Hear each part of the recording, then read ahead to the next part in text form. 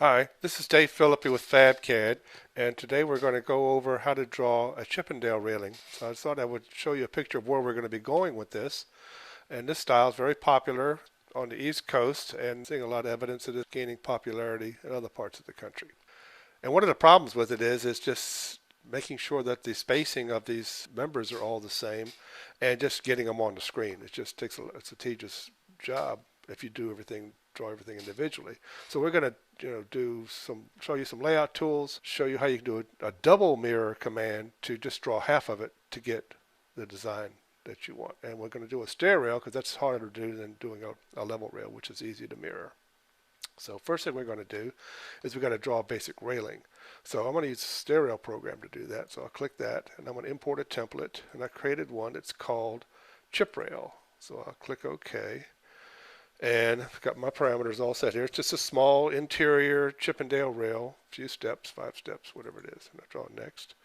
And it's going to be a 1x3 top bar, 3-inch square tube, 1-inch square tube, and give it a wood look type appeal.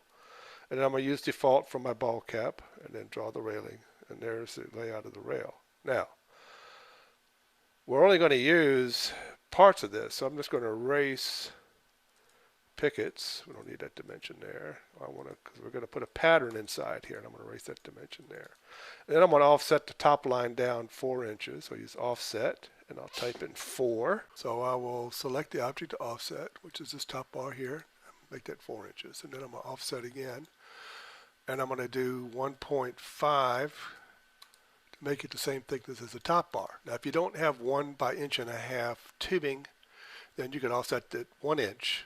Works for you. Just make sure whatever you do, when you show this to the customer, you do exactly what you've drawn, because one advantage of CAD obviously is that you can show the customer exactly what it's going to look like, but you better make sure you deliver exactly what you drew.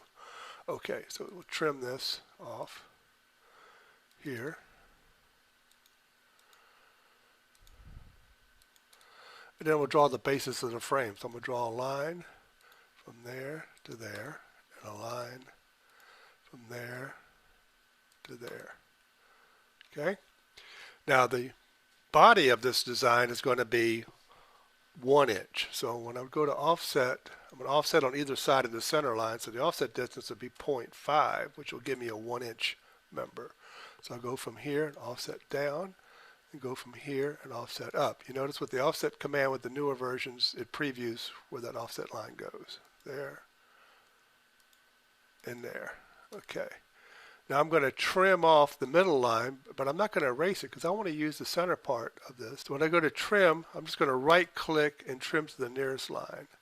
And the little X that I'll leave in the center will come in handy as reference points when I'm developing the rest of the railing. You'll see that as we go along. Okay, the next thing we need to do is we want to evenly space out the members from this point down to this point down here. Let me first trim off, right click, trim off these members here. There, zoom in. That's an extend. I hold the shift key down and that goes to extend, and it extends that. Go up here and trim this. Trim this. I don't know if that's extended. I hold the shift key down and hit it. Yeah, okay. Can barely see it, but anyway. Now, so we want to evenly space patterns this direction here. I'm going to draw, to do that, I'm going to draw a reference line from this point to this point. Now, when you lay out a picket railing, if you're using the divide and measure command, if you want the end gap and the center gaps to be the same, you have to extend that line that you're going to measure and divide by half the distance of whatever the picket is. So on this one, we're using 1 inch members. This mark here is halfway, so that gets me a 1/2 inch extension on that end.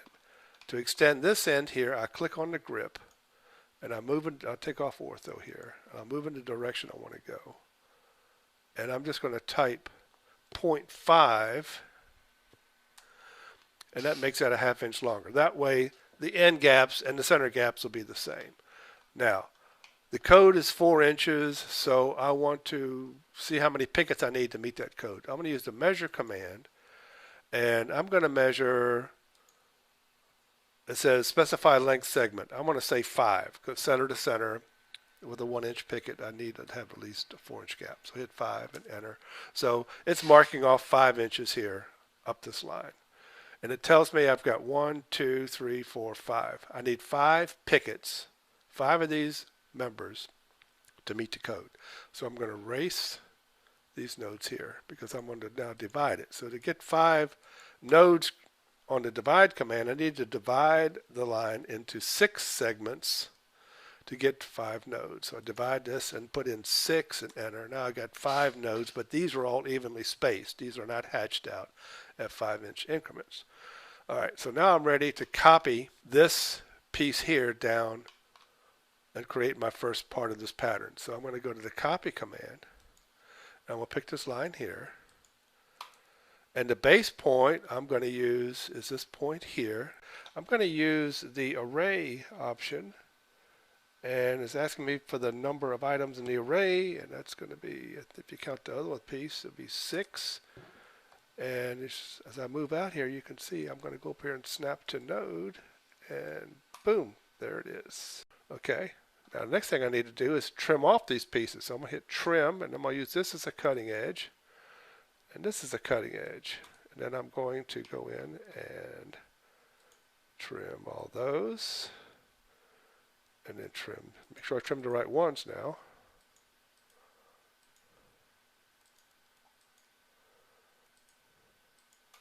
Okay, then I erase these nodes. Oops, didn't want to erase that. Erase.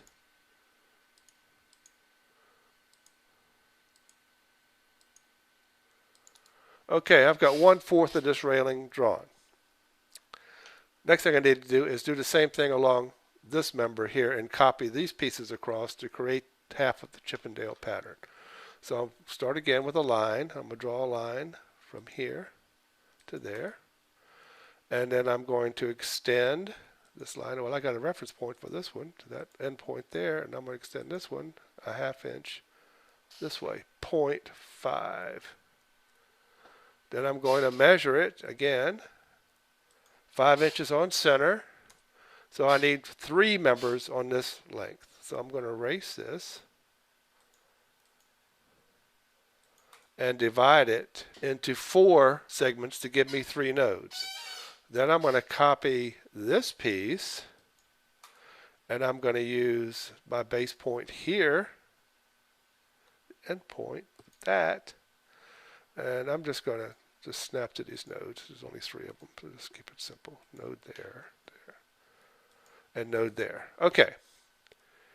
Then I'll trim this off. So I'll go trim, and I want to trim from here and trim to this point here. So I'm going to cross through all of those and then go up here and get this, this.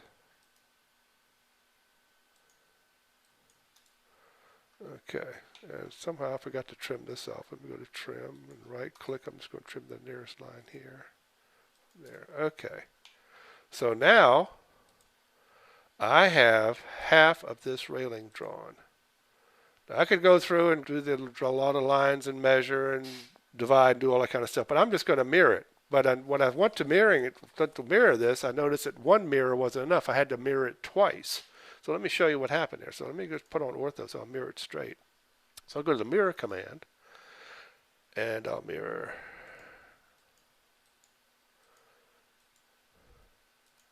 You may find that too when you're making scroll designs, that sometimes you have to mirror it twice to get it to where you want. So anyway, mirror. Okay, and the mirror point, another reason for saving this is I've got my center right here. So then I just do one mirror, that, then I go to mirror again, because I'm going to mirror it twice, because it doesn't work. I tried 45-degree mirrors and all that, but it didn't work. You have to just do a straight ortho mirror twice, and you'll get it. I'll see you in a second.